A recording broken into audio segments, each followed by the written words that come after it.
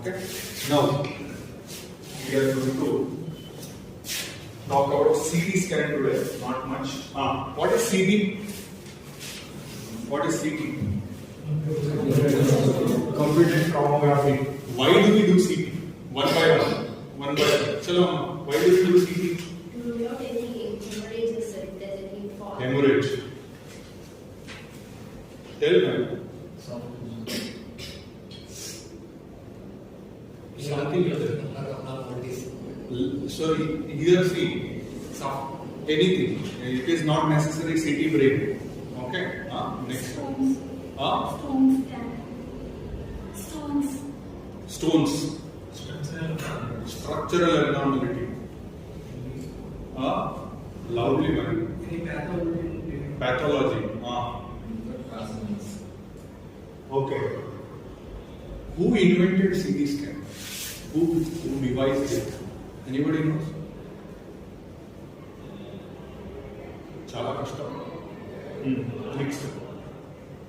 How is CT scan performed?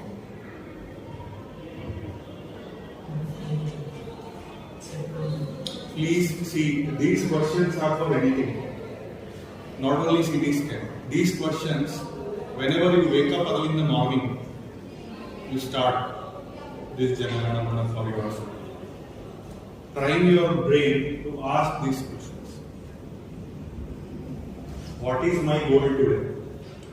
Why do I exist? Who am I? How do I exist? Where do I exist? Until when I am going to exist? Anything. It can be spiritual, it can be technical, anything. Just keep on thinking about it. How is the CT scan performed? What is the basis of it? What do we pass through the patient? X-rays. One CT scan is equivalent to how many X-rays? Anybody have any idea? That knows. He has read 11 daily. 300. Approximately 300 X-rays. Where do we perform CT scan? On any part of the body. In the radiology department. Correct? In a protected environment. When do we perform CT?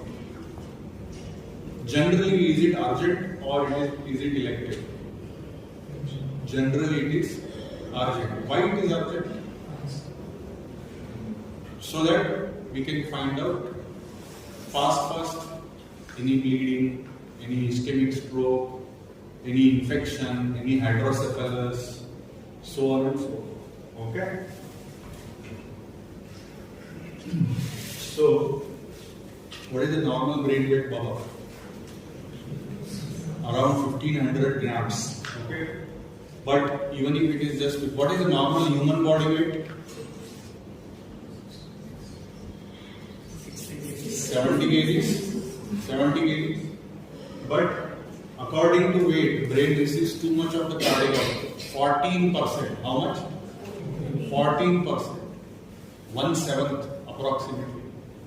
But it consumes 1/5 of the oxygen. 20% oxygen. 20% oxygen it consumes. It means that something very extraordinary is happening in this organ. Yes or no? It is just 1.5 kgs, but it is consuming 20% of the oxygen. What does it mean? That blood flow to the brain is extremely important. Yes or no? Because blood is carrying what? Oxygen and glucose and other nutrients. Correct? It's extremely important. We need to understand the cerebral vasculature. We need to understand the cerebral blood flow. We need to understand what is the auto-regulation which is happening inside the brain. All of us have brain? Yes or no? But do we use it? Many of you are dozing off right now. Why? Why? Tell me. Tell me why. Think about it. Why do we have this dosing mechanism in the afternoon? Any idea? Simple idea. Did you people have lunch? the blood flow is diverted towards GA, and then there are some hormonal issues also. So cerebral blood flow is generally constant, around 50 to 55 ml per 100 gram per minute. Okay. However, CPP, what is the full form of CPP? Cerebral perfusion pressure. It is 50 to 150 millimeters, and that is the auto-regulation range, depending upon what is happening around it. Suppose there is something called as ICP. What is ICP? Intracranial pressure. We have a particular amount of intracranial pressure. Why do we have? Because it is not like abdomen. Abdomen has muscle to protect the organs, but this organ is protected by extremely hard structure, that is skull, correct? And that is why there is not much facility for the organ to expand or accommodate any bleeding or tumor so easily. Okay? And that is why the ICP may suddenly rise if there is a bleeding or if there is hydrocephalus. And then what will happen? It will press onto the blood vessels. So what will happen? The cerebral blood volume will go down. Then what can be increased? The mean arterial pressure. So what it will do? It will improve the CPP. Understood? Okay. PaCO2 has a profound impact over PaO2. Means brain is being regulated by carbon dioxide. Hello, uncle. Brain is regulated by what? Carbon dioxide more than oxygen. And that is why we can use this one technique to reduce the ICP. That is hyperventilation. Not for a long time, but for some time you can use this technique which we use regularly. I request my anesthetist to hyperventilate the patient so that carbon dioxide will go down, and that will improve the intracranial pressure. Okay, it will reduce the cerebral blood volume. It will remove the blood from the brain. But if you do it for a long time, what is going to happen? It may cause ischemia. Okay, so we don't need that. But for a short while, you definitely can use so that it brings things under control, and then whatever intervention needs to be done, we will do it. Okay? So this is normal. This is normal. These things you should remember always, and you should try to ask each other also. Okay? So that is the name of the person. Sir Geoffrey Hounsfield and his colleagues in England, they created this machine. Now, in addition to do a normal CT scan, we have CT angiography. How many of you have seen CT angiography image? You can raise your hands nicely. Have you seen? Yes. How many of you have seen perfusion CT image? Do they do perfusion CT here? Now, next thing you do is ask your radiology colleagues that are you performing perfusion CT? As the name suggests, when you will do perfusion CT? Simple, in case of stroke. So please, next time when stroke patient comes, ask for a perfusion CT. Don't just do a CT. Don't just do a CT angiography. Tell them, please do perfusion CT. Perfusion CT is a software upgrade, not a hardware upgrade. Okay, so if they upgrade their software, they can do perfusion CT. Because CT machine is there, brain is there for them to scan. Okay, contrast material is available. Only thing is they have to upgrade the software where they can process the images in different manner and they can do the perfusion CT. Now, what we will achieve through perfusion CT, we will understand later. One more new thing has come up. It's called portable CT. How many of you have heard about portable CT? You can do a CT scan inside an ICU. You can do a CT scan inside an operation theatre, right on the table. Have you heard about it? Yes or no? Yes. Routine CT scan is done at 5 mm cuts. How many? Routine we have done 5 mm. But you can go and do further. They would have written, no?